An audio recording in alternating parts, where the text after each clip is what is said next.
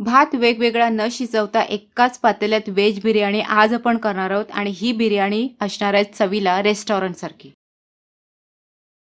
2 चमचे साजूक तूप, तेजपत्ता, दालचिनी, वेलची, लवंग, स्टारफूल, काळी मिरी, आलं लसूण पेस्ट 1 चमचा, 1 कांदा।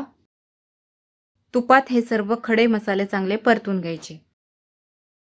त्यानंतर बिर्याणीसाठी ज्या भाज्या लागतात त्या टाकायच्या, जसं की गाजर, वाटाणे, बीन्स, फ्लावर।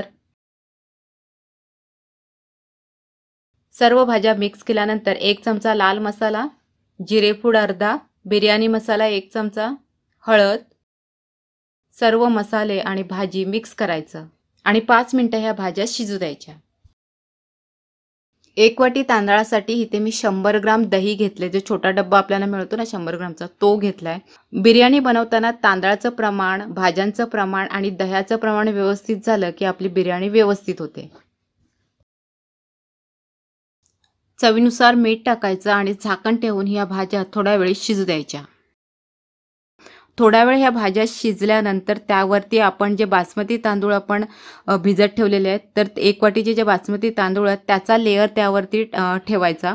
त्यानंतर वरती कोथिंबीर, थोडी पुदिनाची पाने टाकायची आणि भात शिजण्यासाठी मी हा 1 वाटीचा तांदूळ घेतला, त्याच्यासाठी इथे 2 पेले मी पाणी टाकणार आहे भात शिजण्यासाठी आणि ते पाणी मी साइडने टाकणार आहे। पाणी साइडने सोडायचं हळूहळू आणि त्यानंतर ही जी बिर्याणी ती शिजू द्यायची आणि उकळी आल्यानंतर गॅस स्लो करायचा आणि झाकण ठेवून ही जी बिर्याणी ती मंद आचेवर मस्त अशी शिजू द्यायची।